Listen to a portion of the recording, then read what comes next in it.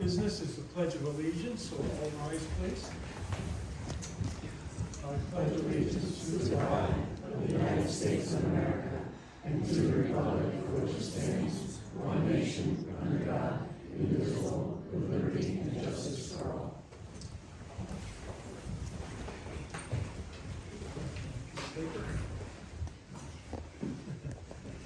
The next order of business is reading of the Open Public Meeting Act statement. This is something that's required by the regulations.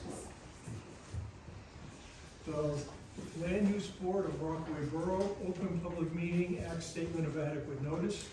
I hereby announce and state that adequate notice of this meeting was provided by the Secretary of the Rockaway Borough Land Use Board by preparing a notice dated January 3, 2024, specifying the time, date, and place of this meeting, posting such notice on the bulletin board of Borough Hall, filing said notice with the clerk of the County of Morris, and publishing the notice in the Daily Record newspaper.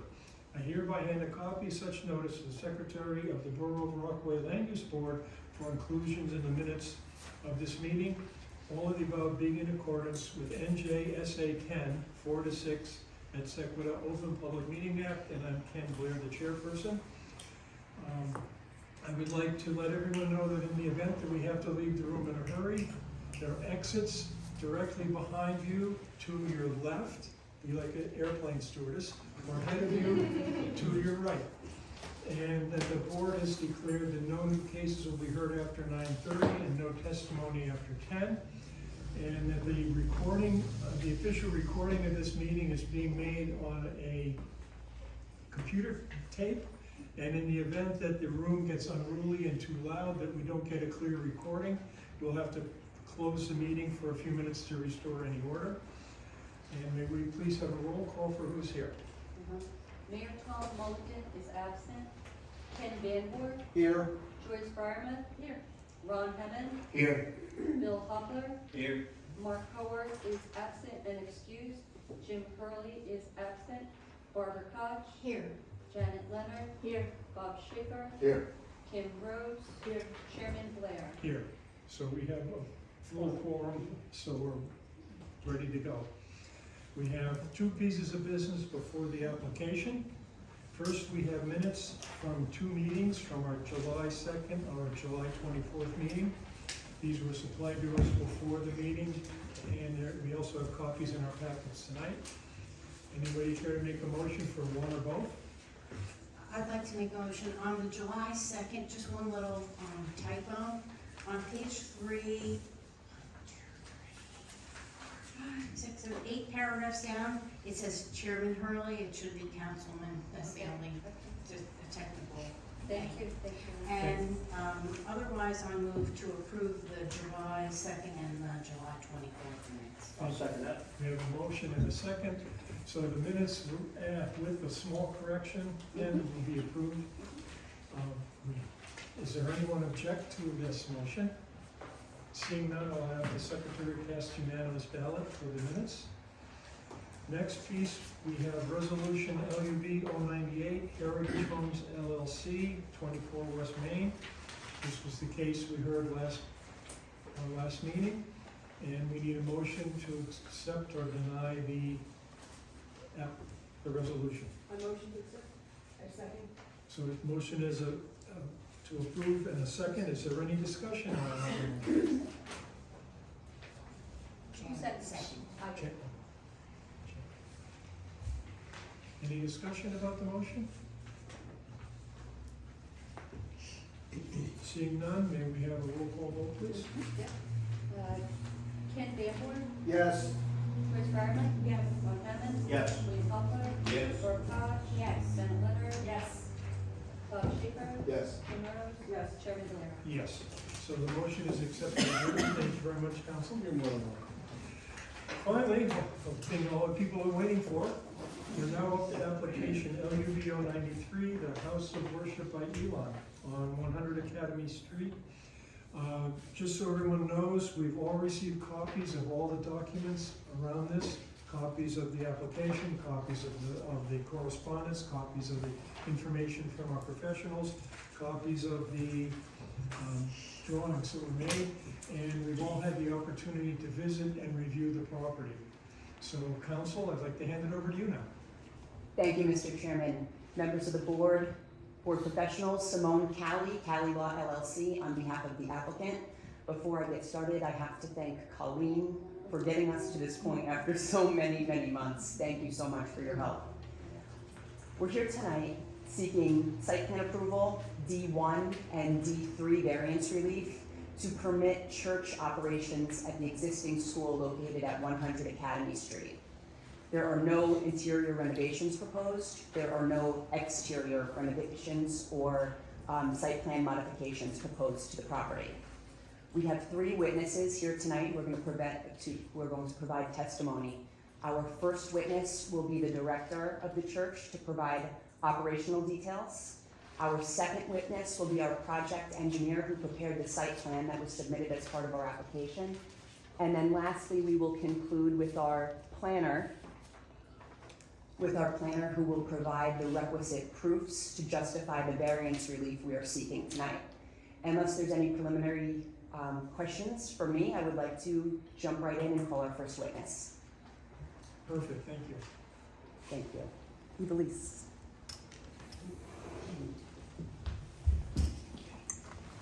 When the red is on, they can hear us. Raise your right hand, please. You solemnly swear the evidence you're about to give before this board shall be the entire truth.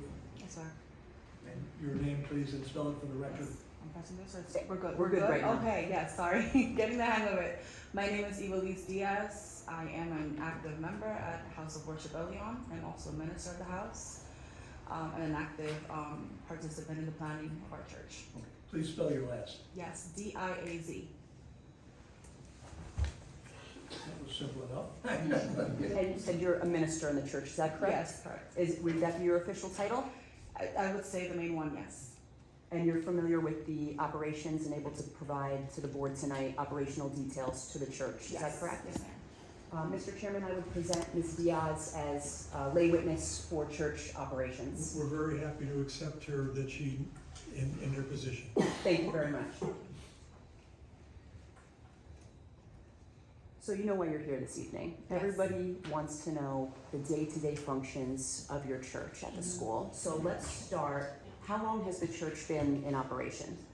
So our church officially began gatherings back in 2001. We started meeting as small groups, and then officially became an established church in 2003. We were affiliated to a bigger council throughout our beginning years, and in 2019 we became an independent entity. So we became an independent church from the council that we were affiliated to previously. So you've been operating at 100 Academy Street for quite some time. So at Academy, we have been there. It's been close to a year now. It's close to 1 year at Yes, 100 Academy we have been Street. at other towns in Morristown. Do you have any other churches to this day, or there's only the one location Not here at in the moment. Rockaway Borough? It's just one location. What are your hours of operation? So our main service being Sundays, our main gathering being Sundays, it begins at 11 a.m. and we are concluding by 1 p.m. By the time we have cleaned everything up, it's probably like around 2 o'clock. Mondays we're there from 6:30 and a much smaller meeting, 6:30 to about 9:30. Tuesdays 8 o'clock to 9:30. And Thursdays, we are there from 7:30 to 9:30 as well. Those are our main meetings. I should note that the meetings held from Monday through Friday at all are much smaller in number. The biggest one is held on Sunday. I'm sorry, can we clarify whether those are AM to PM or PM to PM? Yes, Or yes, absolutely. So Sundays it's AM. It is 11 a.m. to 1 p.m. And everything Monday through Friday for the most part is PM. 6:30 p.m. on Mondays to 9:30 p.m. I'm sorry. Tuesdays as well, PM. 8 p.m. to 9:30 p.m. as well as Thursday PM as well. Thank you. Thank you. Clearly, there's going to be the question in everybody's mind, is your use conflicting with the school use? Mm-hmm. Are you holding events that directly conflict with the school day? Right. So every event we host, including our day-to-day schedule, is always discussed with the school prior, and neither the church nor the school agree with anything conflicting. So we've never had an event that conflicts with the school schedule. The school always informs of us of anything that they feel might fall on one of those Mondays or Wednesdays where we typically meet, and the church makes adjustments to not be there at the same time that the school is holding anything. So it's never simultaneous. Never simultaneous, thank you. Where within the school does the church operate? We submitted a rough floor plan to give the board members an idea. Right. Can you just explain that into the record, please? Sure. So Sundays, because it is the greater meeting, the majority of the congregation gathers in what is considered the gym of the school. This is mostly for the adults and the younger adults of the church as well. For our children, while the adults are gathering in the gym, the children are in different classrooms around the building that have been provided by the school as well. They've been identified by the school. So it's sort of dispersed to be able to manage the space. Throughout the week, however, we are mainly gathering in the multi-purpose room that is sort of across the gym. I believe they use it as a cafeteria, and I don't want to misquote that. But that is where we may mainly meet, or if it's a much smaller group, we might be in one of the classrooms. But typically the gym is utilized on Sundays. What type of events, aside from regular worship, do you guys have as part of your church operation? Right. So we do work a lot with, we're really interested in working with our community, and for that we tend to find ways to cater to the different populations we have represented in our congregations. We do have meetings that are hosted for women, for our children, for our young people as well throughout the week. And we also do work with our community from time to time, not necessarily on a weekly basis, but from time to time we have things such as food drives and clothing drives. And because we've been here for a little under a year, we're still trying to get to know what the needs are of the town, obviously, because as we said, we are a church that does like to work with the community. It's what we feel called to do. But as of now, because we're trying to obviously be respectful of what we have and the limitations that we are working with, we've probably decreased that a bit. So I would say every so often, maybe every few months, we may have like a drive, food and clothing and things of that nature. We have vacation Bible schools throughout the summer, and that is during the day as well. Yeah, for the most part, those are the things that come to mind right now. Do you ever do anything else outside? Occasionally, it's not usual. Occasionally. What type of event would be outside? So, for example, the vacation Bible school that we just mentioned, obviously because of the weather, when it's nice out, we might have things of that nature. It's for the children. We've probably had, maybe when we've had our drives, we've probably had a table of information outdoors, but mostly the event is taking place inside. Maybe things such as harvest celebrations or anything like that, but that also takes place on a Sunday. It's not outside of the hours that we're already utilizing in the space. That's what my next question was going to be. Okay. Your outdoor events, they would stay within the parameters of your regular church operational hours? Typically, yes. Typically, that is what we try to do. We try to make use of the hours we already have established with the school. Where outside would an outdoor event take place? So we use the space, that parking lot space that's sort of right next to the ramp of the school, right across from the playground, just because it makes sense for traffic purposes. We have an amazing security and parking team that makes sure everything is closed off, so we block that off, and the people are moving mainly throughout that concrete area that's right across from the playground. And we also redirect the traffic to not go through the areas that we're going to use for the event. Understandably, noise is going to be an issue when an event takes place outdoors. What type of noise amplification, if any, are used with your outdoor activities? So for the most part, our outdoor events tend to be a combination of indoor and outdoor. So we tend to gather first inside, and that's where we mainly have most of our sound instrumentation. As of now, we've never taken instruments outdoors. We may use like a smaller speaker if we wanted to have some kind of sound and music, but that's the most that we take. We have trained audio engineers in our church. We have a lot of people who are very knowledgeable with sound, and we try to be as mindful as possible with any sort of noise that may be disturbing to our neighbors. But we don't really take anything massive outdoors. It's mostly inside.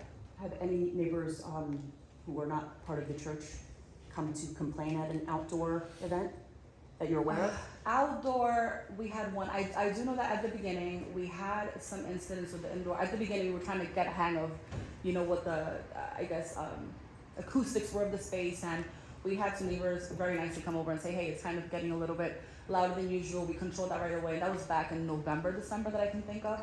Outdoors, to my knowledge, I believe we had one incident, and it was handled immediately. It's the only time that I can recall ever having an incident.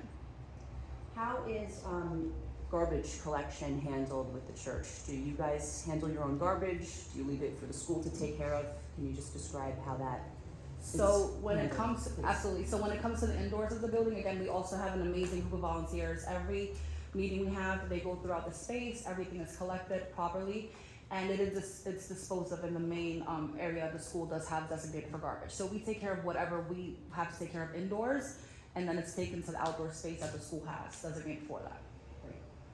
How many members of your church staff do you have, approximately? So approximately, we would say that we have an active about 18 to 20 of our members that are mostly involved and considered to be like our main staff. In addition to that, we do have about 40 volunteers that we rotate, week to week, and they take turns serving in different areas, and we make sure that all of these other areas are covered as well. Where does everybody park?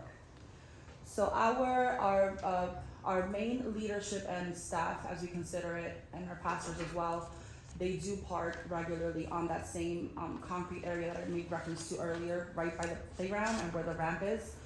Every other volunteer is redirected to the back part that's closest to the cemetery area. It's the best reference I have for it. And all the other members who come in and visitors, they park in the main parking lot. The main parking lot you're considering to be that back lot? The one, closest to the main entrance, I believe. I'm not sure how to describe it. The biggest one that we have. We'll pull it up That's on the right. site plan Yeah. for next witness so that it's clear. Yeah. About how many members do you have in your congregation? I would say actively, probably about 100 to 120 active members.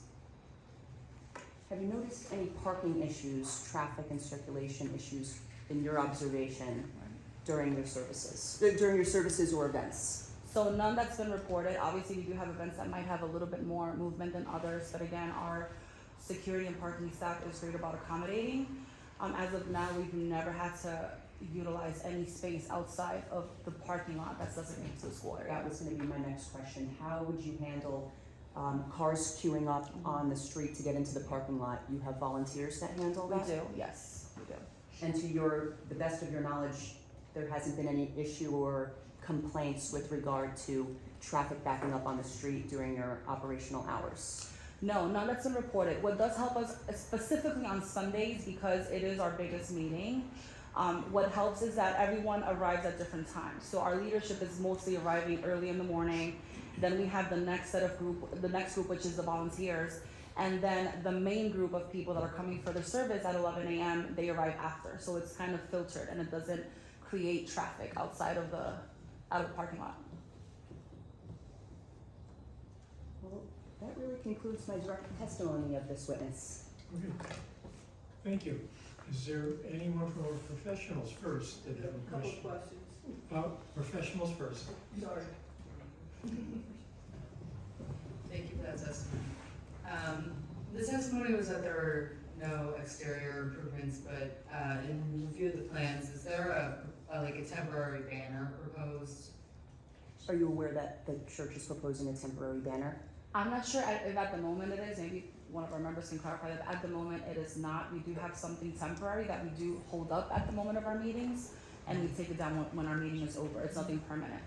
It's more like a flag, but nothing That's that we're what this is, proposing. that's what she's Oh, asking, yes. yes. Yeah, That's what okay, this even is. if it's temporary. Like It's portable, called- they yeah. bring it out. Under their Yes. ordinance, a banner is a temporary Okay, great. sign, yes. Okay. Yes, So we we- submitted that as part of our application. Is Okay. there just a picture? I just can't really remember. Or is it just a typical, like how tall? Yeah, I should say this for a different witness. There should be, but I have one copy, but it was included in the submission.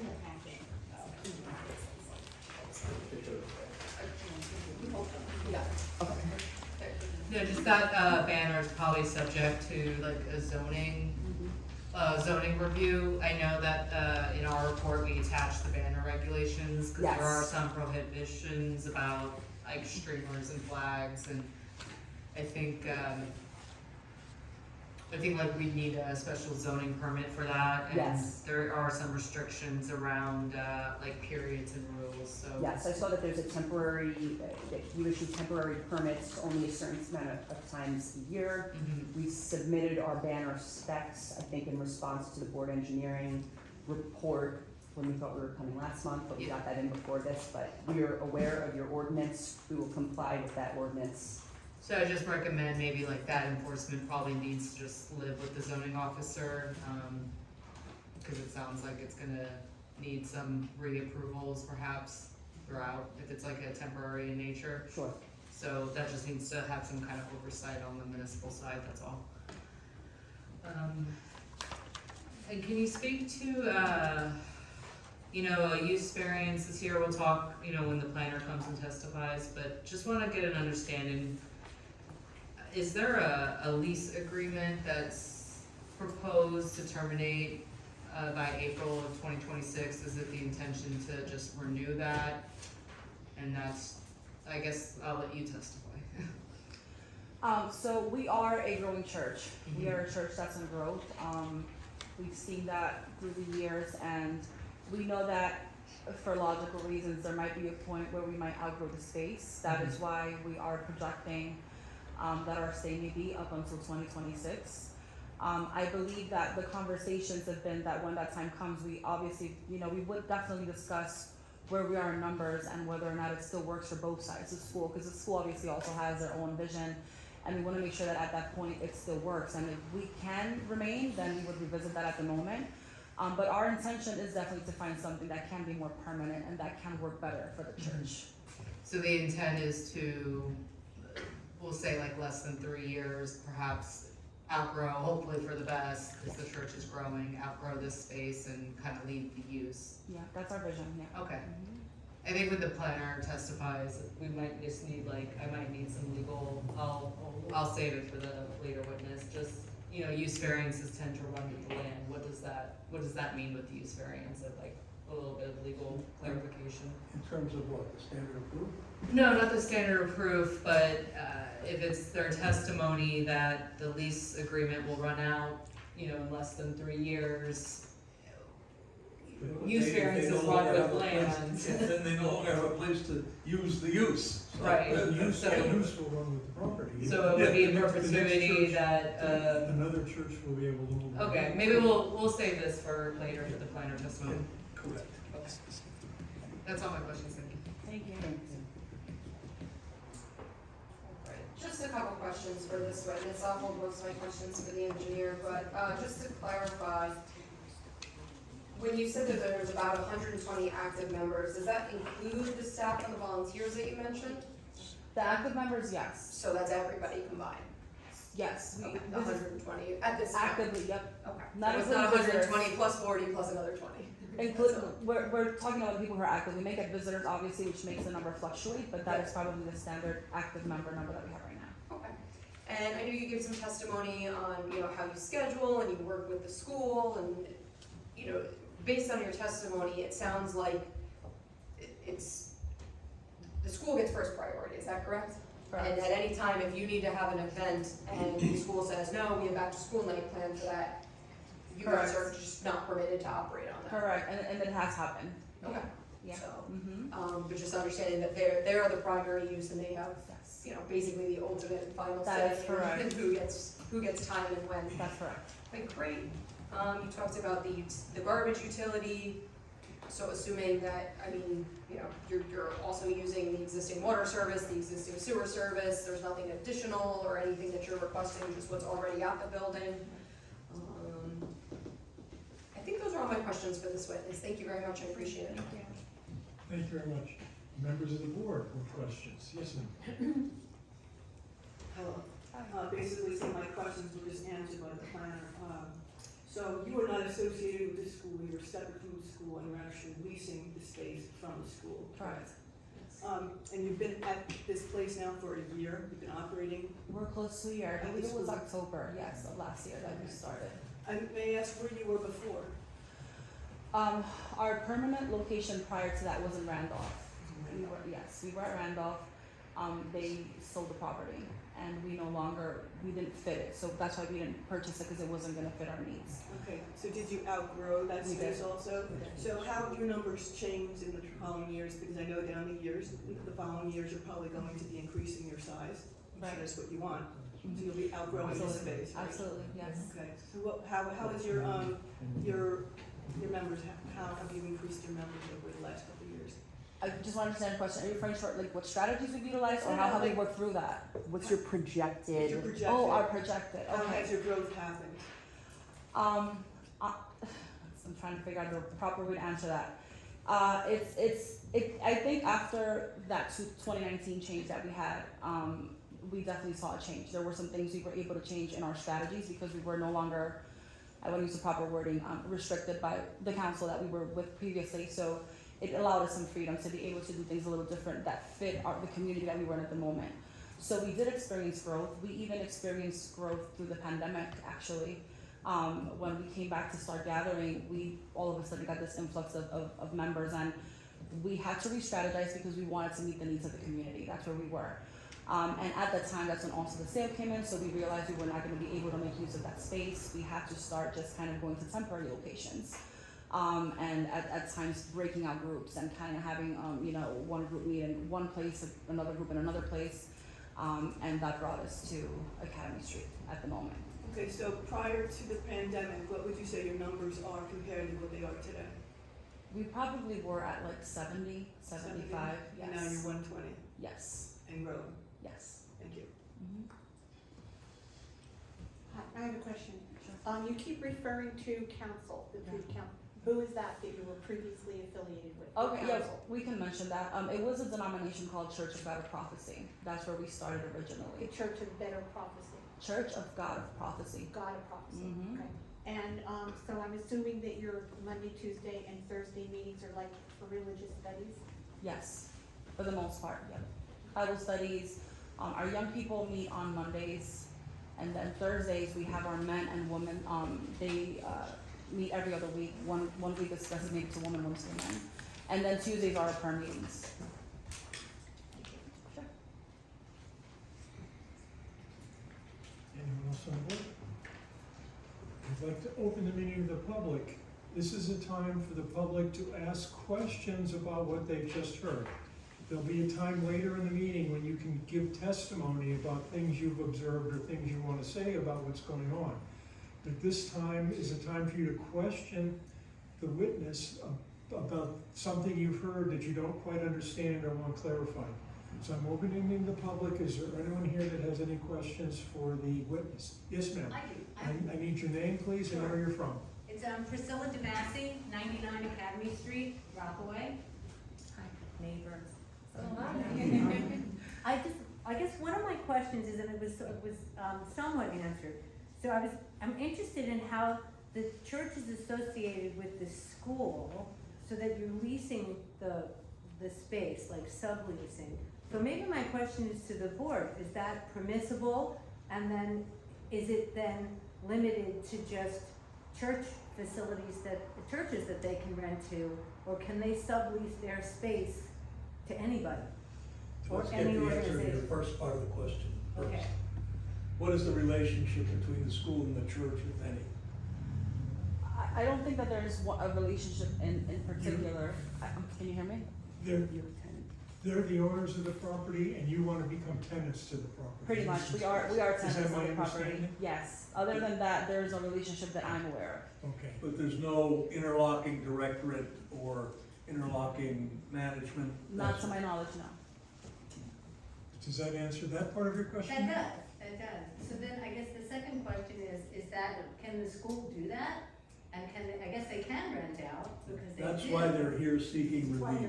Right. Well, if they own the property, which according to the proofs they are, the owner of the property, Okay. an owner of a property can rent what they want. The borough has zoning laws though, that say on one piece of property, you can only operate one business. So this would be two businesses? This would be two businesses, two separate business entities working on the same property. Uses. Two separate uses. Right. Well, I'm looking for like ahead. The church, I'm hearing the church is growing, this is a temporary space. So, you know, will there be a cascade over the years of different businesses coming in? And I have a second part to that question too. Depending, let me first answer that Sure. part. Depending upon what this board rules, should the board favorably say, yes, they can operate a church in this property, unless something weird happens, a church can be there underneath the same kind of requirements that they have today. So it can be Another- limited to just a church facility, to the church. Another type of business, like Similar. a movie studio, couldn't move in. They would need to get relief from the requirements. So this is only authorization for a religious entity to operate and have a lease at that location? Depending upon how what we find and how the rulings go tonight, or when our next meeting, yes. Does it affect the tax of the building? That might be a later question. No, I have no information about that. Okay. I don't think I have any other questions. I think that was it so far. Is your organization is a church, so you're a tax exempt organization. Correct. Do you know anything about the organization of the school? Is that a for-profit school or a private, a non-profit? I don't know. I personally, I would not be able to answer that. I don't have much knowledge of the school structure itself. Depending, the school may or may not qualify as tax exempt. Right. You don't know. But you're an official church, tax-free church, no need to pay taxes. Anything else, ma'am? No, I don't think so. Thank you. Is there anyone else that has any questions they'd like to ask at this point? Yes, sir. My name is Jeff Nemechek. I live at 15 Hopeland Avenue, which is across the street from catty corner from the church, the school, actually. One question I have is, have you considered other alternative venues for your church besides the school? For example, have you considered United Methodist Church across the street, since that seems to be underutilized and they have plenty of space for parking and so forth? Thank you for your question. We definitely have considered many alternatives, and as we were mentioning before, when we left our previous location, we were going through a period where we were just sort of renting week by week in different locations, and that was other churches.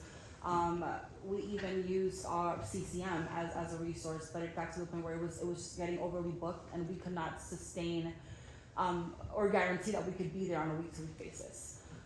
So after much trial and attempting to meet at other places, this was the facility that we were able to find, and we have done that in the past, where we share with other places of worship as well. But there are other things. Sometimes the schedules conflict. Sometimes the sizing of the space. And we are a very active church. We do try to, like I said, serve the community as much as we can. So it didn't always work out that way. And with Academy, that's with the school, I should say, it's the best place that we've been able to find where we can avoid those conflicts. Have you actually specifically inquired with respect to the United Methodist Church across the street? I would not be able to answer that myself. I believe it is something that has come up. I'm not sure if it has been considered, but we can look into that answer specifically. Just based on my own observations of being a next door neighbor, their facility appears to be underutilized and has been for a number of years. And they have a huge parking lot. And we appreciate that suggestion. Thank you. It's something that we can definitely look into further if it's something we feel could work for us. But like I said, at the moment, this is what we have found that works best for our church. I have another question, and that is, so this church in front of us now plans to be there maybe no more than 3 years. Is it possible to structure some kind of variance or permission for them to have the use of the facility as an ongoing church just for a shorter period of time, applicable to this particular user, or does it have to be opened up to anybody who might come in there in the future? Because I have no objection to this particular group, but I have no idea who might want to use it as a worship facility for worship in the future, and some I can imagine might be highly objectionable. Normally, a variance, which is what would be granted, the legal term would be a variance, runs for the property, not for a business, not for the organization. Mm-hmm. So unless some weird thing can happen, if a variance is granted, traditionally, it will be there forever. So another church that fits in the same limitations as this church would be allowed. Now, if it's a bigger church that's doing more things, it may be different, I don't know. Is there some other legal arrangement besides variance that could be pursued to limit Not the in, permission just to this group? not in New Jersey. So it's just an all-in and that's it? Okay. Well, it would constrain another group coming in. It would be the parking, the size of the congregation. They would have to fit into that space. If they have 500 people, they're not gonna fit in the space. If they have 500 cars, they're not gonna fit in the parking. So they won't actually be able to use the space, and then perhaps Yeah, that's, the town would have to deal with that. that's what I said, there'll be, We'd have to there, depending upon what happens, there'll probably be some kind of constraints if we do grant a variance. Just as a point of history, this board did once grant a limited variance for the life of a person. We granted a variance. That went to court and the judge threw it out immediately and said, that's illegal, you can't do that. And Was I the attorney at the time? and sent it back to us. You advised us not to do it. Oh, okay. And we were forced by legal order to rewrite our variance, removing the constraint. Actually, I think we actually canceled the whole variance. But anyhow, we've had experience with trying to put limitations on a variance. Now, there may be some legal wiggle room, I don't know if that's even needed in this. I mean, I think that as this board knows,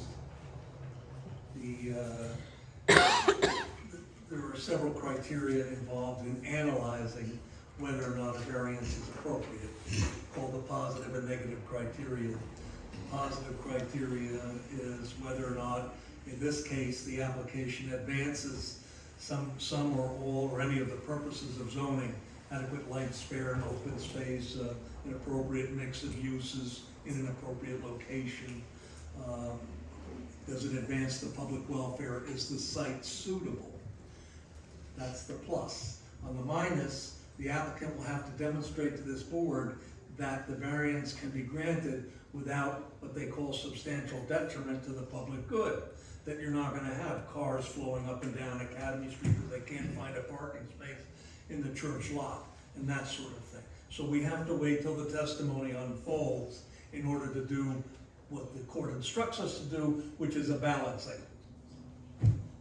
There are some facets to this that weigh in favor of the positive criteria because a church is considered a beneficial use. So that kind of gives it a leg up on the plus side, but the very important negative issues need to be considered by the board, and if the board should, as Chairman Blair indicated, if they should be inclined to grant the relief, I'm reasonably certain there would be some restrictions imposed. But would you consider, in view of the fact that an apparent alternative is right across the, would you consider that in view of the fact that an apparent alternative is right across the street, that this variance really isn't necessary? Because there's an underutilized church literally across the street from the school. An empty building, you said? Not empty, but small, relatively small usage. Well, And they have a huge parking lot. these are things that you can present as testimony on your behalf for the board to consider. Okay. And I have to wait later in the meeting for that. You do, and you'll be sworn in too, because Okay. everything has to be, I hate to sound like a stuffed shirt, on the record. Okay. You know, so. No problem. Thank you, sir. Is that it, sir? Yes. Thank you. Any other questions? Seeing none, then I close the meeting to the public, and back to you, Council. Thank you, Mr. Chairman. I'd like to call our second witness, our project engineer.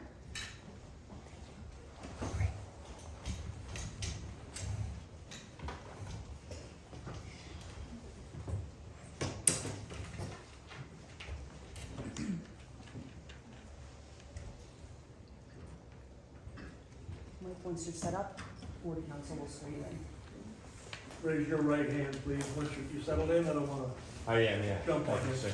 Do you solemnly swear that the evidence that you were about to give before this board shall be the entire truth? Yes, sir. And please, although we know who you are from prior exposure, please identify yourself for the record. Sure. Michael Rock from Rock Engineering LLC. I'm the owner of Rock Engineering, last name spelled R-O-T-H. Mike, can you please provide the board with your qualifications and experience? Sure. I'm the owner of this company. I've designed and managed a number of projects throughout the state, just like one will be going over tonight. Graduated with a bachelor's degree of science in civil from NJIT. My license is in good standing. I've appeared before appeared before several land use boards. However, this is my first time before this board. I look forward to presenting tonight. Thank you, we're more than happy to accept you as an expert in your field. Thank you, Mr. Chairman. Mike, did you or somebody under your supervision prepare the site plans that were submitted as part of this application? Yes. And you had the opportunity to read all the board professional reports that have issued? Yes. Why don't you take the board through your site plan, please? Sure.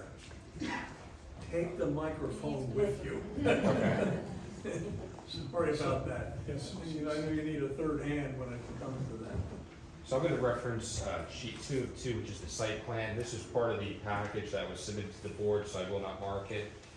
It's dated April 26, 2024, last revised August 20, 2024. We're going to start by just discussing the current site and how the property is today. The subject property is lot 10 of block 48. The property has an area of about 2.6 acres and is located in the borough's R1 residence zone district. The property is a corner lot. It contains a building that's used by the Christian school. The existing building is set back 37.5 feet from the front property line, Academy Street front property line, and 171.1 feet from the Hoagland Avenue front property line, which complies with the front yard setback standards. The building is set back 50.5 feet from the south side property line and 68.4 feet from the rear east property line, which also complies with the minimum setback requirements.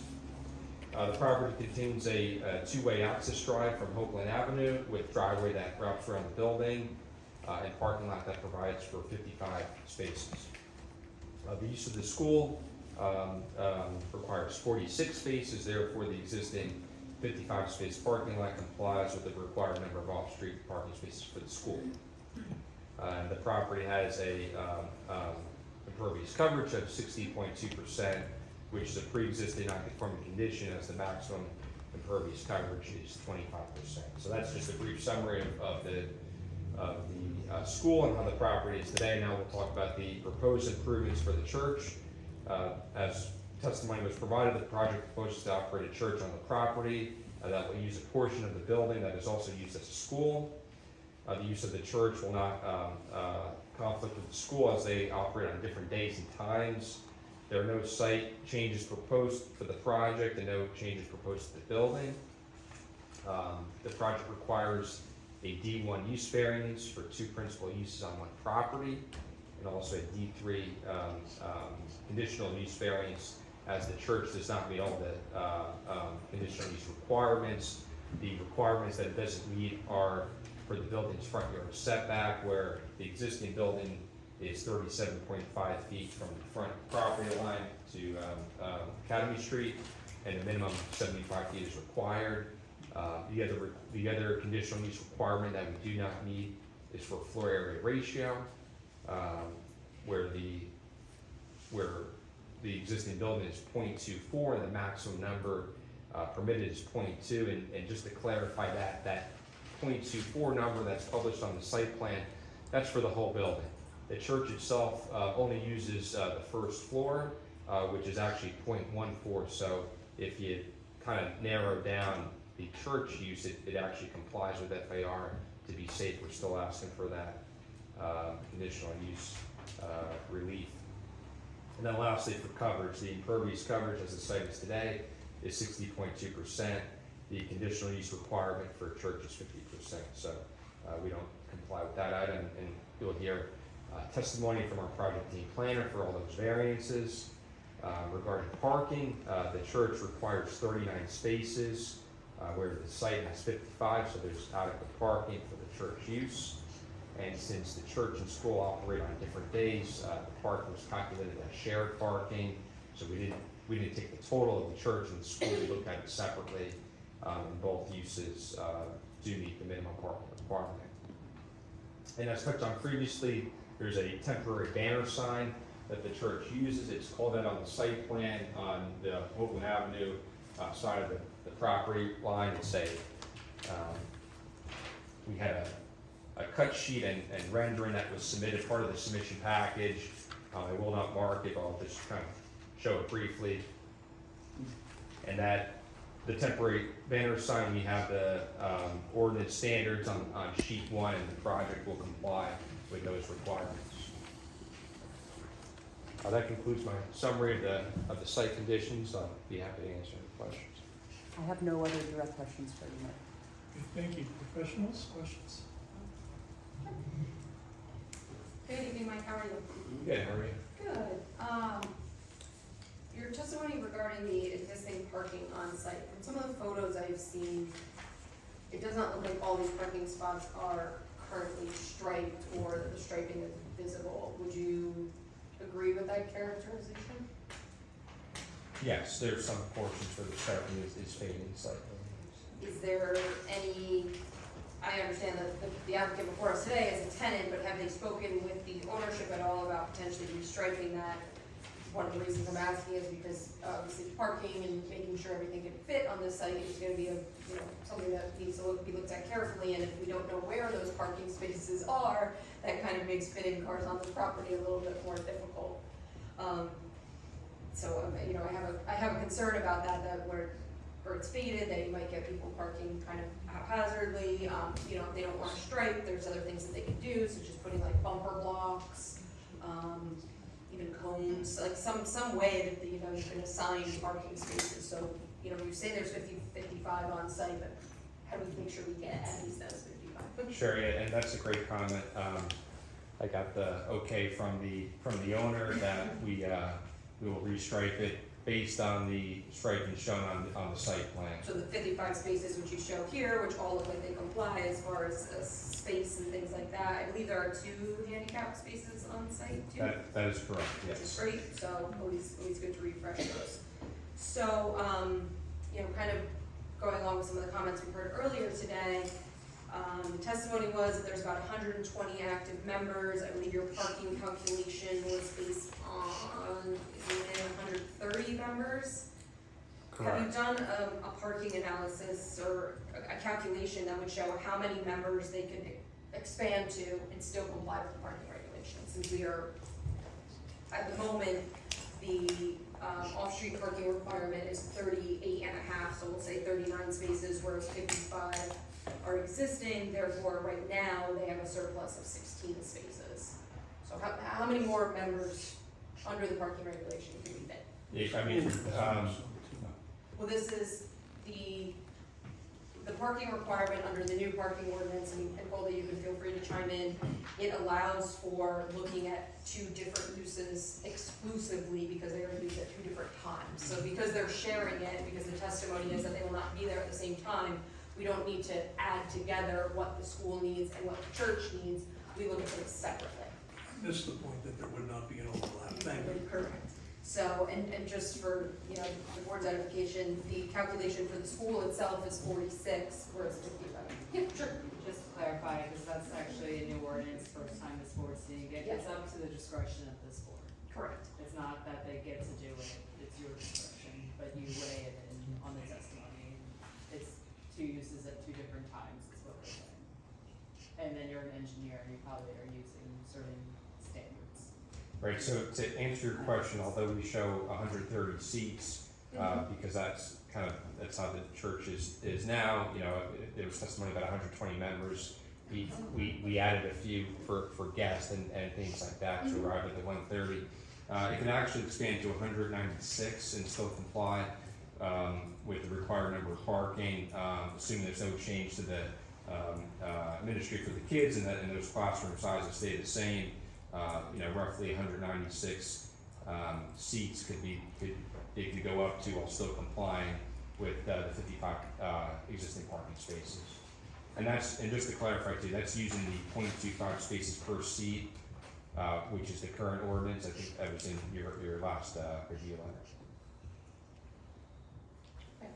Great, so that's, again, just to clarify, so you could go up to 196 members from the 130 that you calculated, keeping the ministry classrooms about the same. And this might be more of a question for the operations, but right now it's proposing 2 spaces per classroom, 2 classrooms elementary, 1 classroom for intermediate. Based on an expansion to 196 members, do you feel that those numbers would then need to expand as well? I don't know how many. I know it's kind of in theory because you don't know how many kids are going to come with those additional 60 members. We're kind of trying to see if the math works and the numbers work. Yeah, I mean, I'd have to defer that to Ms. Diaz. I guess to be safe, perhaps, that 196 would come down a little bit because there's an assumption that more families come. Perhaps there's a need for another classroom or 2. Yeah, and I think that's a fair assumption too, to kind of work in the middle there, with something around 180. And then that gives you a little bit of wiggle room too. If they add another classroom, they still have enough parking left on that number. Okay, great. So I don't have too many more questions because there's not too much site work. We kind of talked about the existing and proposed utilities, which are all to remain the same. Access to the building will all remain the same. Mike, I don't know if you have the answer to this. Is there any security that the church requires that necessitates any changes to the plans or anything like that? Or is everything that the school has Nothing that would trigger for security reasons for the house of worship? Nothing that would trigger a site plan change. Okay, they would all fall under uniform construction code changes if they needed to meet those. Those are all the questions I have for right now. Thank you. Thank you. Questions from the board?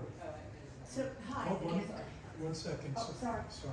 I'll be very short. So I'm just gonna limit it to planning since I'm not a traffic engineer. So I'm gonna keep it to use, traffic back to use so that your planner can talk about this and negative impacts. But since the church, everyone kind of shows up at the same time in theory, can you just talk about traffic queuing and if it, any impacts to the neighborhood? If there's gonna be any concerns of spill out, or is this lot and this property, suitably able to handle any kind of queuing and traffic with all the members kind of arriving around the same time, since this is in the R zone? Sure, yeah, it's a great question. So just to take a step, That's my only question. just to take a step back, out of there was testimony on 120 members. That's split up. There's the staff gets there before service, so they're not showing up right when service starts. So the testimony from Ms. Diaz is that there is some of the staff parking that takes place on the south side of the building, and that happens prior to service starting. And as it approaches start time, the members would use the main parking lot, which is the lot to the northeast. The testimony that Ms. Diaz provided was that there's been no issues with queuing, and if there is, they do have staff that can help guide certain people to parking spaces if it does become an issue, if they do see it become an issue.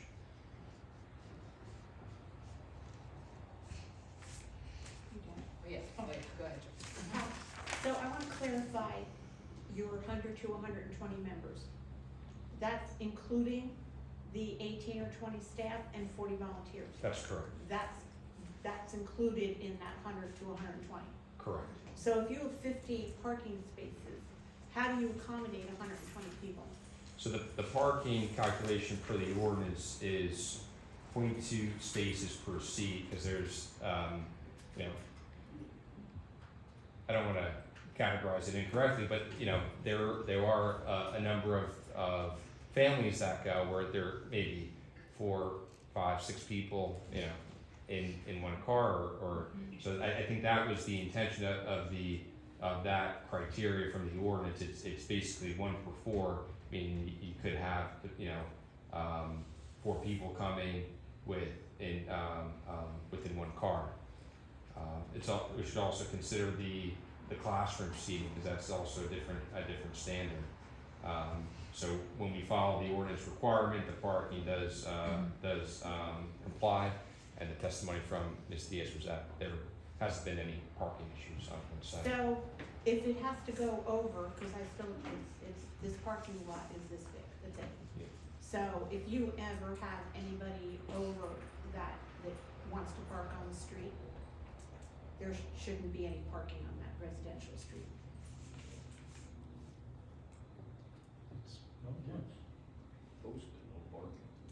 I think the testimony tonight was that there has not been But street if parking there's just going to yet. be, when Ms. Diaz has said that there's going to be growth, there should not be any parking on the residential streets. Is that a question or a statement? Not a statement. But per Jeff's opinion and suggestion, you might wanna talk to the church across the street for extra parking, if it should come to that.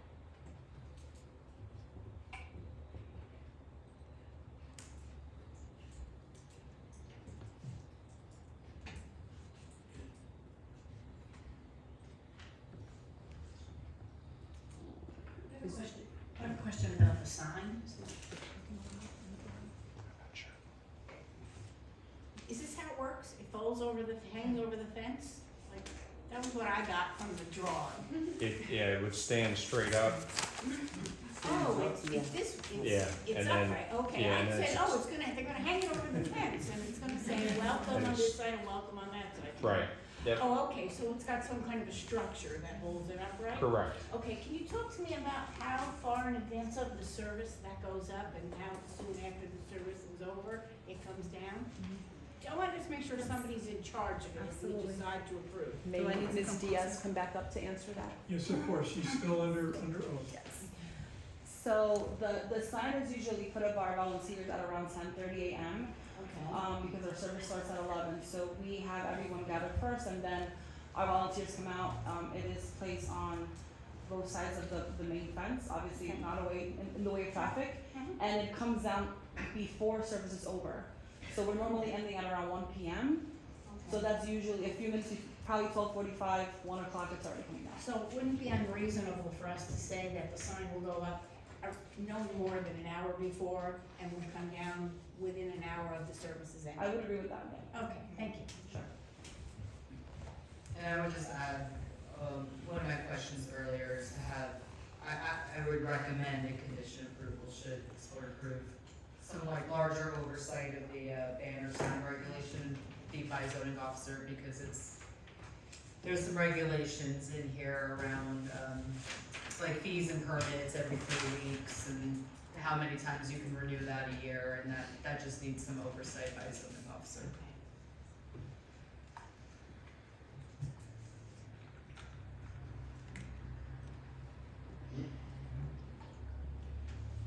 I have nothing else. Else?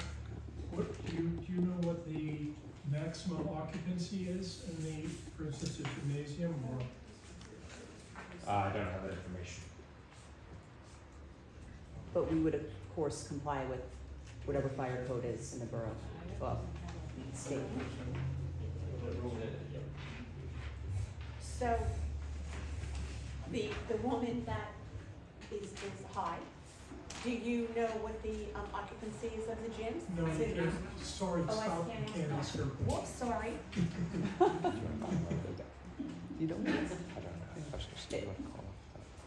Well, because it's a school, It's, so somebody right, should it's know. fire code, so there's, obviously our landlord has to comply for their school use and the church will have to comply. Yeah, it's a fire regulation with the maximum occupancy is based upon all kinds of factors that the fire marshal calculates.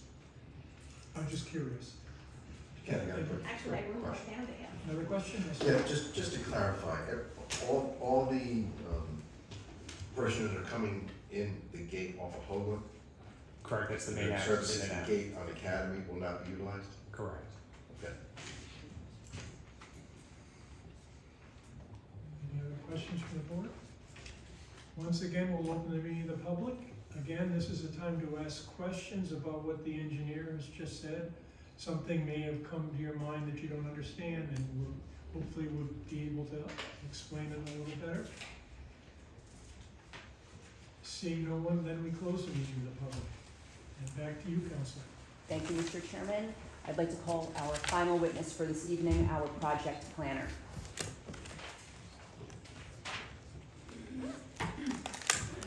Oh, where'd you go? No problem, take your time.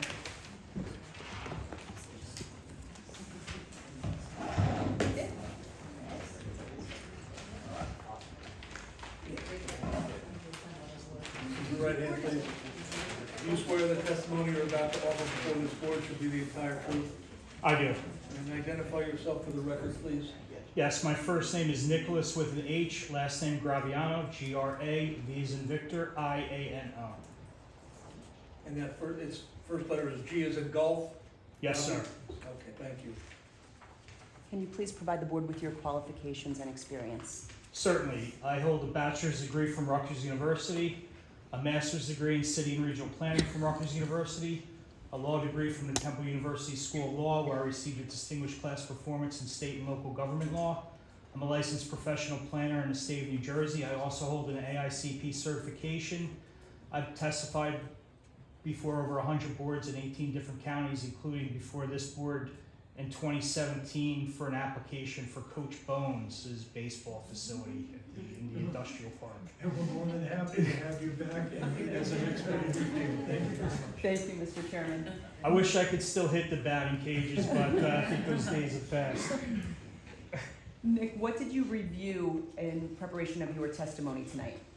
Yes, I reviewed the application materials submitted by the applicant in conjunction with the application, as well as the board professionals' reports, the borough zoning ordinance, as well as the borough master plan. Thank you. Can you please take the board through your planning proofs? Certainly. The applicant is before the board this evening for a D1 and D3 variances in relation to a specific piece of property known as Block 48, Lot 10. That's a 2.6 acre parcel located in the R1 district. Currently, the site contains an existing private religious school. The applicant seeks to lease part of that school in relation to a church use. As per the board's planner's report, this triggers a D1 variance in that the church entity and the school entity are two separate entities. So therefore the variance is for two uses on the lot. Additionally, the D3 variances are triggered by the fact that the existing site does not meet the conditions of the D3 conditional use variance. When we look at the D1 use variance, all the time away from your family and friends have taught you that D1 variances can be granted in particular cases and for special reasons. That's the positive criteria of the D1 use variance. The applicant does not need to show, as one of the residents requested, that there are other viable locations for this particular use, just that this site itself is particularly suited for the very enterprise that is proposed. You heard the board's attorney tell you that this is an inherently beneficial use, so therefore the positive criteria is satisfied. Then the burden becomes on the applicant to prove that there is no substantial impairment to the zone plan or zoning ordinance or the public good with the granting of this D1 use variance. So the positive criteria is that it's an inherently beneficial use, which inherently advances the public health, safety, morals, and general welfare, which is otherwise known as Purpose A of the Municipal Land Use Law. Now, the seminal case of Sika versus the Board of Adjustment of the Township of Wall set forth the balancing tests for inherently beneficial uses and D1 use variances. And this test required that the board, number one, evaluate the public interest served by the inherently beneficial use. You heard Ms. Diaz, a woman of the cloth, describe what her church does, what their mission is. You know, it's a religious institution that also provides charitable endeavors to the community as a whole, as well as to their parishioners. So that is the public's interest served by this application. Number 2, the board must identify any adverse consequences of granting the variance. You heard the testimony of Ms. Diaz as well as the engineer. Simply no adverse consequences of the granting of the variances were identified through their testimony or through questions of the board or the public. Third, the board must consider conditions which might be imposed to mitigate any adverse consequences. The applicant has agreed to strike the lots to provide a clear delineation of the parking on the site. The applicant has set forth a very limited number of hours to minimize any potential nuisances to the surrounding community, and the applicant has also agreed to conform to the banner ordinance as well as to adhere to the hours that were suggested by a board member in relation to the insertion and removal of the banner on the site. Then lastly, the board must balance the applicant's public interest in granting the variance versus any adverse impact as lessened by any conditions imposed by the board, and determine whether on a balance there be a substantial detriment to the public good if the variances were granted. Only if the detriment is substantial can the board deny the variance. I think in this case, the board and the municipality is very fortunate that the grantor of the lease has a very strong interest in making sure that the applicant before the board this evening, 1, adheres to the hours, adheres to an orderly operation of the site. So these are things that are typically put up on the burden of the municipality zoning officer or code enforcement people. But here you have a grantor of a lease that has a vested interest to make sure these things happen. And as you heard from Ms. Diaz, you have a very limited number of hours on Sunday. Mass occurs from 11 to 1 with a very limited number of parishioners setting up and cleaning up afterwards. And then you have essentially what's a Bible study during the week in hours between 6:30 and 9:30 Monday through Thursday. So I think when you look at all those conditions as a whole, there's really no substantial impacts to the surrounding community. And frankly, this specific use variance is being requested at the technicality that the religious institution and the school are not under the same umbrella. If that situation has been a church and a school being together on the same site, has existed since the founding of this country. So I do not see that combination creating a substantial detriment to the community, being that they are two separate entities. Moving on to the D3 conditional use variance. The conditional use variance proof's a little bit different than the use variance, in that here the proof is that the applicant must demonstrate that the site can accommodate the two proposed uses given the deviation from the conditional use requirements. These are all existing conditions not augmented by this application. The applicant is requesting a front yard setback. The existing setback does not comply on Academy Street. The FAR is also exceeded. The floor area ratio permitted is 0.2. Current condition is 0.24. You heard testimony that the church itself only occupies 0.14 of the site. And then lastly, the maximum impervious coverage of the lot, 50%, is permitted. The existing and proposed condition is at 60%. I think all these conditions are existing. They're not being augmented by this application, so the site certainly can accommodate any potential impacts from this new use being located on the site. And that concludes my testimony. Thank you, Councilor Neal. I have no further questions for this witness, Mr. Chairman. Professionals, questions about what you just heard? Anyway, is it your planning, like your professional planning testimony that, let's say, 3 years you guys outgrow this space, which would be a good thing actually for you guys, and a new house of worship wants to come in? The way the variance is under municipal land use law, can you talk about like enlargement? You have contained hours of operation here, staff, etc. This was the testimony given. What would happen if a new church comes and it's bigger with more expanded hours than that was heard tonight, and maybe more staff and more members, and that's much more large, what would that mean for this board? Any institution that tried to deviate from those requirements would be forced to come back to this board and request relief from those standards that are set forth by the board. You know, part of the balancing test for the D1 variance is imposing reasonable conditions to make sure that there aren't adverse impacts to the community. I think the very limited hours that have been set forth by this applicant, as well as the commitment, and I think the steering of the board engineer to get that sweet spot of the maximum number of people that could occupy the space and still conform to the parking requirement. Right. I think that anything that deviated from those conditions would require another application to the board. So beyond the banner sign, that would mean any kind of facade, and I guess you're gonna stripe as a, Yes. something that became an outcome of this board, but if someone was to do any kind of, if a new church came and wanted to do some site improvements or some kind of facade improvements, the way municipal land use law, they would have to come back to this board for a new use variance, essentially. Yes, the applicant is setting forth that there will be no modifications to the facade. All the alterations will be internal. There's no signage aside from the banner being proposed.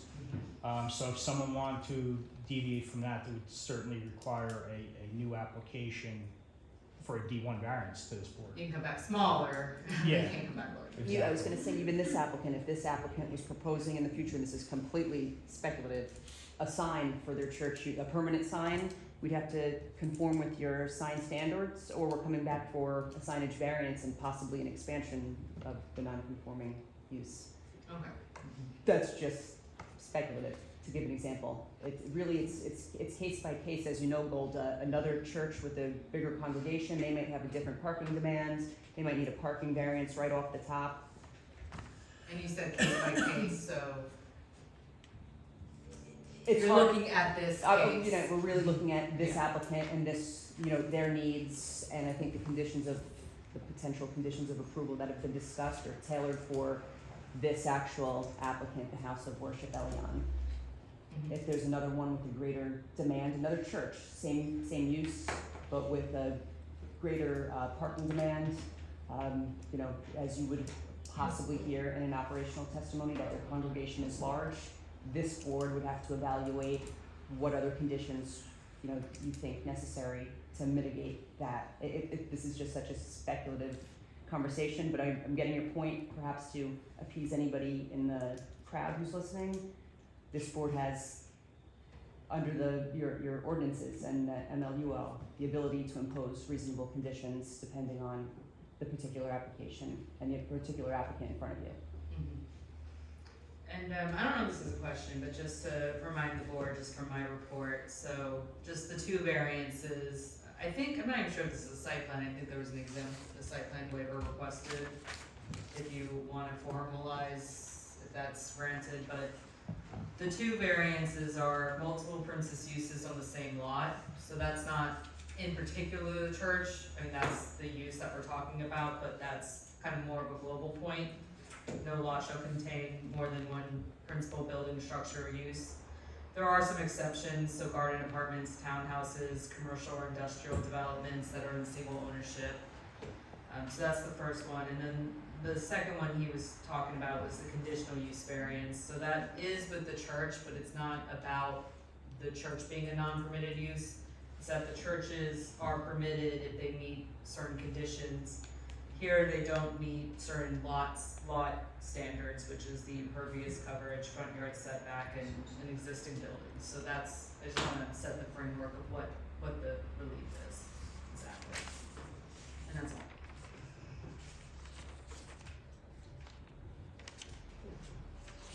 Questions from the board? I do. And I know we talked about earlier, what's your membership now in your church? Right now, oh, you're asking, You can answer. yeah, 120 right now, 120, estimated, yes, and we're expected it to grow. yes, correct. Okay. Under topology's paperwork, right? And I don't know, did you come up with this number, or was I that? hope I didn't mess something up. What's that? But it says worship room is only 130 seats. So you're only 10 people shy of being at maximum occupancy in that room, if that number is correct.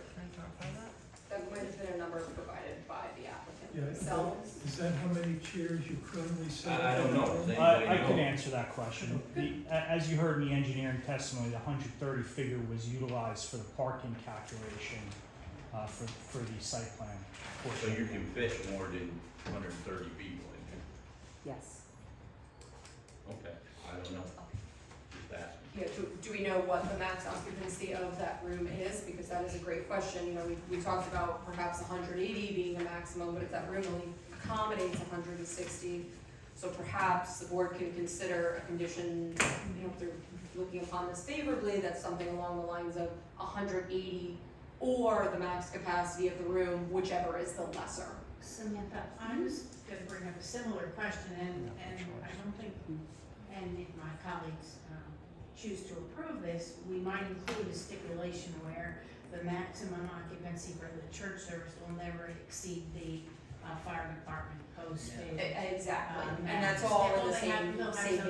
This board's approval can't Whatever that supersede number any of is. that anyway, so I think it's Right. really good that we Okay. include some language to that effect in there. And again, whatever the lesser number is, if the fire code says 210, well, we're still gonna stick with the lesser number. So Right, rather than call it a specific number, you know, just whatever the fire department rules are. Yeah, no, just making sure there's no like parking variance, because that's within the board's Yeah, review. we're not really asking questions now, we're kind of formulating. Yeah. Yeah. So it's not appropriate.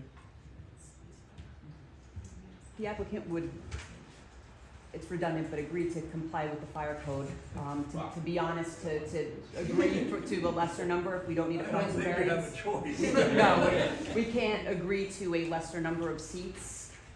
What would be triggered is if this, it would be an enforcement issue. If a board member or the borough observed an overflow of parking, potentially that we have a parking violation, which we do not right now, somebody could report us to the zoning officers and we would have to show that we comply with parking.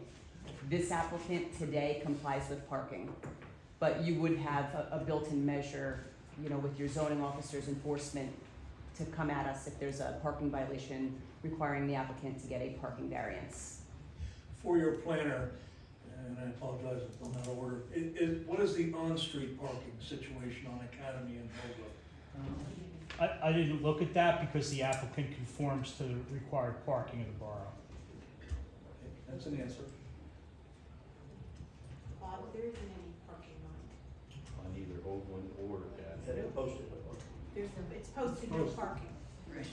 I So think, nobody can come back and ask for a variance on parking, there is no parking. Right. They would have to go to. The variance would be if we don't have enough parking on site.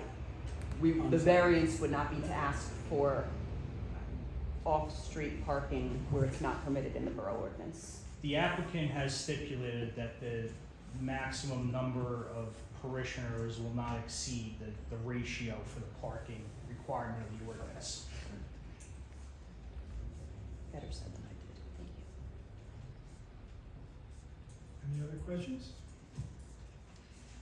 Once again, this is a complicated testimony, but if there's anyone from the public that has a question about what they just heard? Yes, sir. I want my own testimony. Okay. This is not the time for that, right? Correct. Okay. But you will have that opportunity. Probably pretty quickly. Yes, ma'am. So I just wanna understand inherent beneficial use. Isn't the school an inherent beneficial use? So I don't understand the difference. It probably is, Okay. but the school is not the applicant. So how do you, and then, again, this is not, it's almost not for now. I can't hear you. I can't hear you. Okay, I'm sorry. It's almost not for now, it's for future, because it's in perpetuity for as long as the owner owns that property, right? And the variance is given. So what other types of businesses or organizations are considered inherent beneficial use? Well, there's many. For example, cellular towers are considered inherently beneficial uses. Anything that's eleemosynary, educational, charitable, Well, not anything, but within reason. But Hospitals. A cell tower is not within reason. I said a cell tower is not But within I think it would behoove us to focus on what's here in front of us, rather than, Right. But I think what she's asking is, what's the beneficial use? It can't change going forward, Yeah, right? yeah, It's well, gotta be a church organization no matter what, even if they move out, somebody else wants to move out. This application is for two inherently beneficial uses. Correct. The first being the school, the second being the house of worship. In the event that the board would act favorably on this application, the only two permitted uses on this site would be a house of worship and a school. right. No other uses. Yeah, and when we use the term beneficial use, the state of New Jersey, in its infinite wisdom, has kind of published a list and said these specific things are beneficial to the good of the people of the state. Okay, well, that's why I was asking, I never saw the list. And the beneficial use kind of goes off the table when the variance is issued. And the variance will specifically say what the use is. It doesn't say whether it's beneficial or not, it just says what it is. correct, if the board should act favorably. Right. Right, no, I'm just trying to understand why, from a layman's perspective, asking for inherent beneficial use when it's already a site that's approved for inherent beneficial use. Well, as the applicant's planner and the board planner pointed out, it gives the applicant a leg up on the burden of proof, because inherently beneficial uses satisfy that positive criteria we talked about. Okay. Right, and again, in the state of New Jersey, there's certain things that have to happen for a variance to be granted. The applicant has to list, this is the bad things that'll happen if we're there, and this is the good things that can happen if we're there. And they have to, this board then has to balance the good against the bad to make a determination. Is there only one tenant in the building? Cool. The school's the property owner, the tenant is the Church Tonight House of Worship, Elion. Oh, okay, I was just, I'm only asking because band practice must be Saturday. It's lovely, but it sounds like, band practice is on Saturday. So, all right, thank you.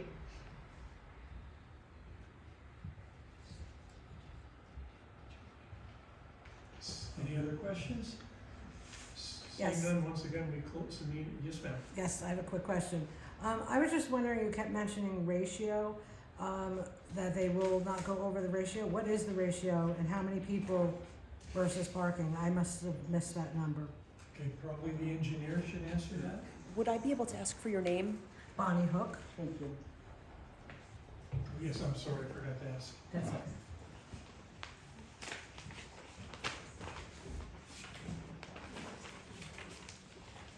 The ratio for parking is published on sheet 1 of the site plans and the parking requirement table, where the church is 0.2 spaces per seat. And then you have the ministry, which is 2 spaces per classroom. So I'm sorry, 2 spaces per, classroom. And the testimony was that the house of worship wouldn't exceed the number of parking to the point where we wouldn't comply with the ordinance, which is, the maximum is 55 existing off-street parking spaces. Maybe seeing it is better. So when they say parking ratio, Got it, thank you. it's basically the number of people that can be there versus how many spaces. And the government has determined that for a church, you count how many people are there and you use some number to determine how many cars you have to allow for. Right, I get that, but we don't know how many seats are allowed in that building either yet. Well, they can have how many? The maximum would be 196, while still complying with the ordinance.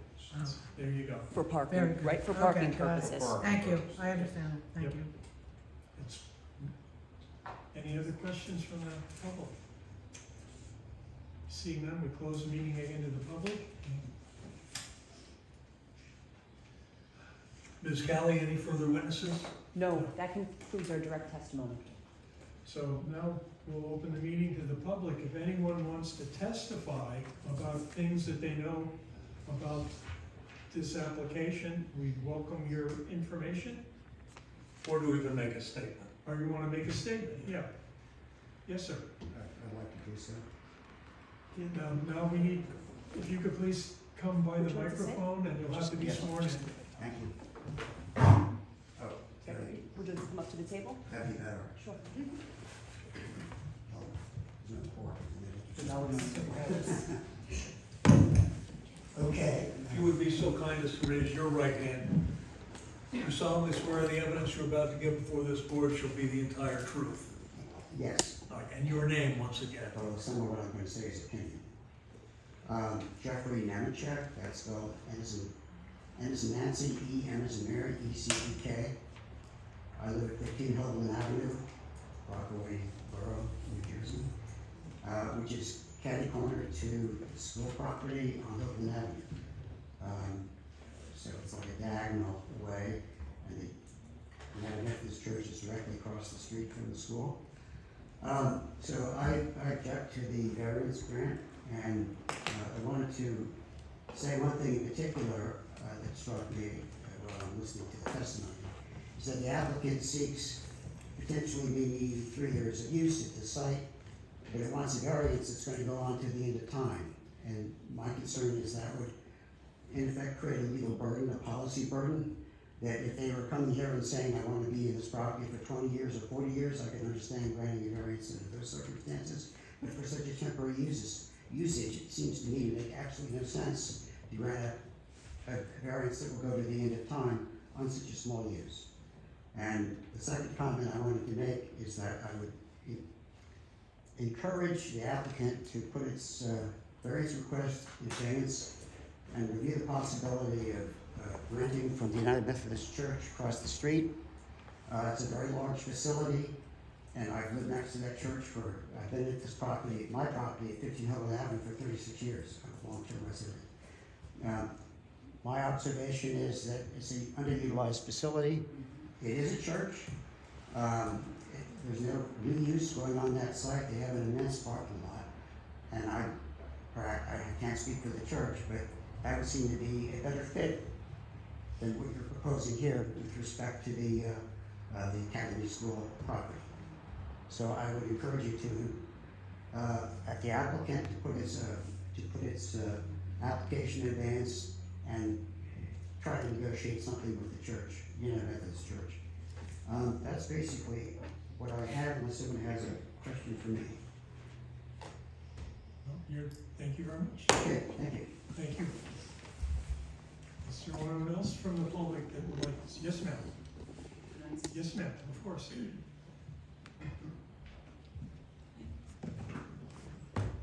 You solemnly swear the evidence you're about to give before this board shall be the entire truth. And you are, Kristen Brennan, spell the last. Kristen Brennan. And I just wanted to comment, I'm the headmaster of American Christian School, so I'm the landlord, I guess you would say. And I just wanted to say that the good idea about the Methodist Church, I went and talked to them, and the problem is that they're lovely, but they're not ready to stop the church or have another church coexist. It still might be worth talking to them about, and certainly for the parking, because he's right, that's just an amazing area. It's a lovely, lovely church, with whom I'm talking to a lot.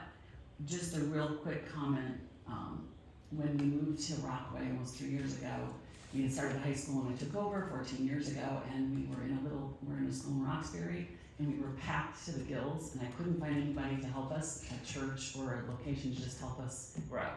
And when we did not have any room, I was going to churches, I was going to community centers, and I was showing them how great the kids were, and just everybody said there's going to be too much wear and tear. There's going to be too much wear and tear in our building. And it drove me crazy because these buildings, especially churches, were empty all week. And I'm sitting there like Mother Hubbard with all these kids, and I just couldn't believe it. So when we bought this campus, I don't want it overflowing. I don't want to run down the community or anything like that. But I said, it's empty on Sunday, and there's a group that's as beautiful as this, and it's small, and it still has wear and tear, but we should. Like, the building should be open, in my opinion, and as long as it doesn't bother or there's not too loud of a band practice, because I don't. No, I enjoy it. so- Okay, because I do want to hear that. So I just wanted to explain the whole impetus for welcoming the church was simply to pay it forward. That this location, which is so beautiful, would be open to more people who are looking for it. But they have to fit into my very conservative customer base. Very conservative customer base. We're small, so we have like 120 kids. So when you asked about how many people are involved, you would think I have that number memorized, because there's so many other numbers memorized. But to tell you the truth, it's like, I think it's over 350 or whatnot. We're so far from that. I mean, we don't even use 20 parking spaces in a day. So that's why I didn't know some of those numbers. I just wanted to give you that little background on why we even thought to do this and why we would like to. The other thing is, because we're so small, we do struggle to stay open as a school. And we are not charging the church very much, and they're blessing us with some rent and a lot of service, and it helps us to stay open. So if the church, God bless them, if they end up moving in 2 years and another small church, because we could not even conceive of a bigger one, because already there are issues between it, there's just wear and tear. It would be a blessing to us, or beneficial to ACS, American Christian School, to allow the next church in. Then just, so I know you were worried about the temporariness of it, but it would be something that would be lovely to continue. Who actually is the owner of the property? So I want to say God, right? But it's American Christian School. My name is the title of it. American Christian School Society. And title is in that entity? Yes. Okay, thank you very much. Is there anyone else from the public that would like to give any testimony? Okay, seeing none, we again close the meeting to the public, and now, Council, would you like to wrap it up? Thank you, Mr. Chairman, and I will be brief. What you heard this evening is not quite novel. I think the proposed church and school use is a very common partnership to see, not just in our state, but all over the country. And what you saw tonight was a very, I'll say, benign application. No exterior improvements, no interior renovations, one limited banner sign. We discussed ways we could mitigate our inherently beneficial use and mitigate the conditional use variances we seek, which are all, as our planner pointed out, due to pre-existing non-conforming conditions at the site. This applicant is not intensifying anything.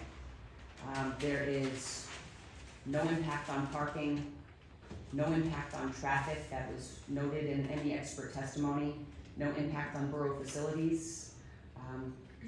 We've discussed limiting hours of our banner sign, 1 hour before church services, it gets placed outside, removing it 1 hour afterwards. The applicant, with the green light from the property owner, even agreed to restrike the parking lot, so we're making a slight improvement already as part of our application. And you heard limited hours of our operation, and we're not going to conflict with the school use. I think this is the perfect application, wrapped up in a bow, presented by our wonderful team, and I think you have heard enough to act favorably on our application, and we ask you to please vote yes for our D1 use variance and our D3 conditional use variance relief, and if need be, site plan approval or waiver thereof. Thank you very much for your time. Thank you very much. We need a motion from the board. I have a question, Cameron. May I ask a question before you? What's the question about? The process? No. No. The question is about,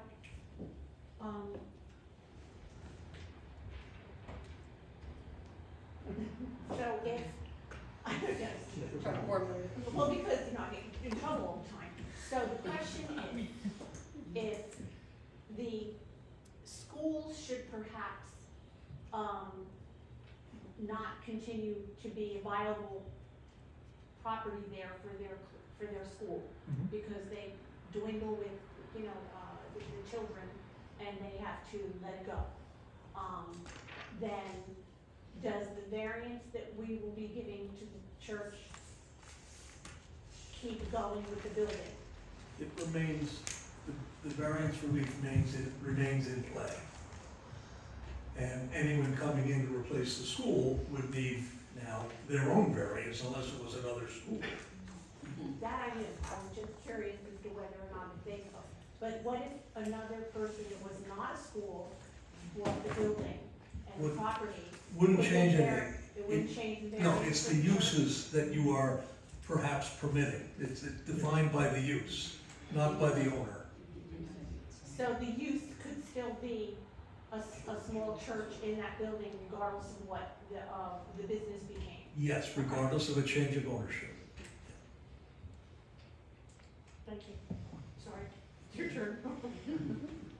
I have a question also on the parking lot. Do you use the exit that goes onto Academy Street No. or just Hoagland? Or do you use both? I can respond to that. So mainly, I would say that the majority of our church attenders exit through the other, I forget the names of the streets, Oakland, right? We may have, some, because of logics, like some volunteer, the staff that's parked right on the concrete area, probably 5 or 6 cars might go out through that exit, but 95% of our attendees will be using the other one. And that gate is usually closed as well. It's not open all the time. So it happens, but it's very rare. We don't have a lot of cars that go out through there. The main exit is the other one. Yeah, that That she already conflicts gave with testimony for that. And That now we need a conflicts motion with the before we statement that can, the engineer made earlier. we need a motion before we can discuss anything. And I have a hand up. I'd like to make a motion to approve application number 093 with the following conditions, which will apply to any house of worship renting space from the school. The borough noise ordinances will be complied with. The school and church activities will never run simultaneously.